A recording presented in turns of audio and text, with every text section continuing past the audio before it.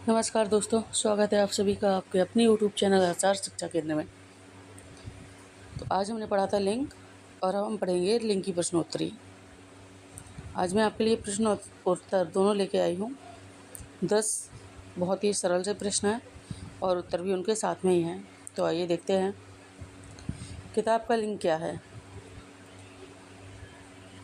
देखिए, लिंग पहचानने के लिए हमारे लिए सबसे ज़रूरी है कि हम उसका वाक्य प्रयोग करें। जो भी शब्द का हम लिंग पहचान रहे हैं, जिस भी संज्ञा का लिंग पहचानना है, उसका वाक्य प्रयोग करके देखें। तो हमें पता है किताब पढ़ी जाती है या पढ़ा जाता है, रखी जाती है या रखा जाता है। अगर जाती है आएगा तो स्त्रीलिंग है, जाता है हो जाएगा तो पुल्लिंग है।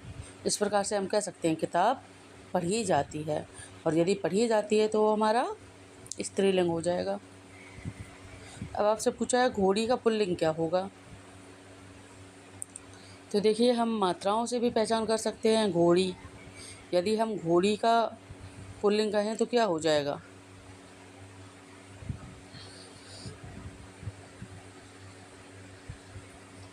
तो हम कहें, फिर से वाक्य प्रयोग करके देख लेते हैं। घोड़ी दौड़ती है, और जिस प्रकार से घोड़ी दौड़ती है उसी प्रकार से घोड़ा दौड़ता है। तो घोड़ी का जो पुल्लिंग है वो घोड़ा हो जाएगा। अब देखते हैं माता का पुल्लिंग क्या है।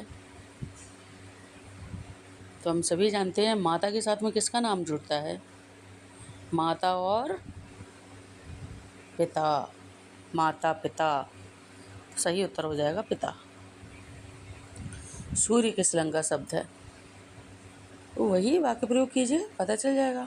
सूर्योदय होता है या सूर्योदय होती है।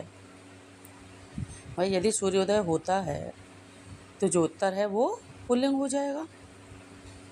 सूर्योदय ही तो होगा, उदय तो होगी नहीं, स्त्रीलिंग तो होगा नहीं, पुल्लिंग हो जाएगा।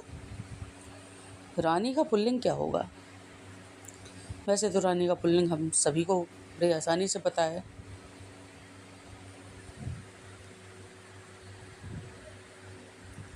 रानी राज करती है।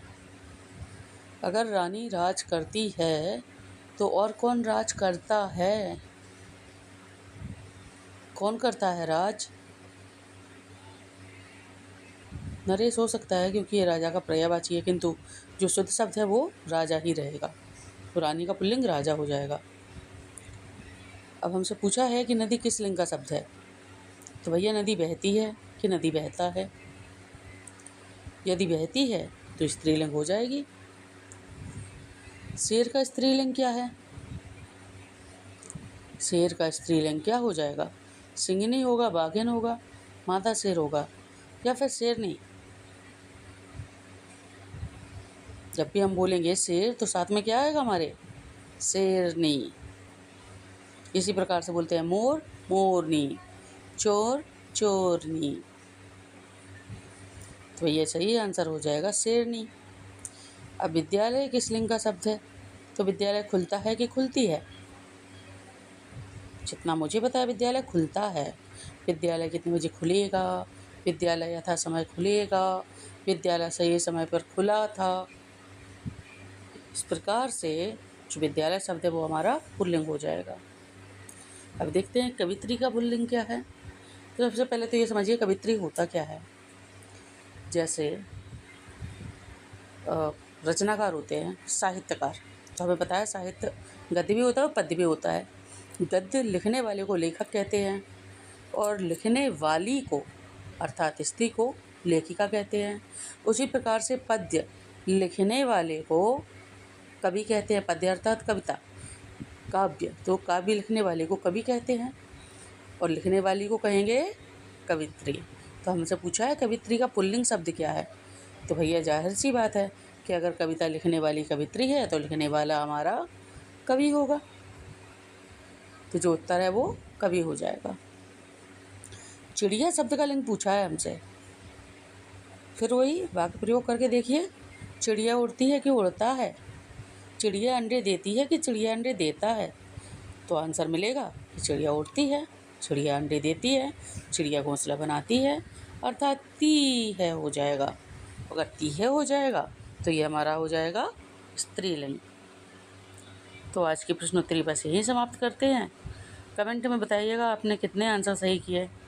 भैया कभी तो कमेंट कर दिया करो यार, आपके कमेंट से मोटिवेशन मिलता है। चलिए आज की कक्षा को यहीं समाप्त करते हैं।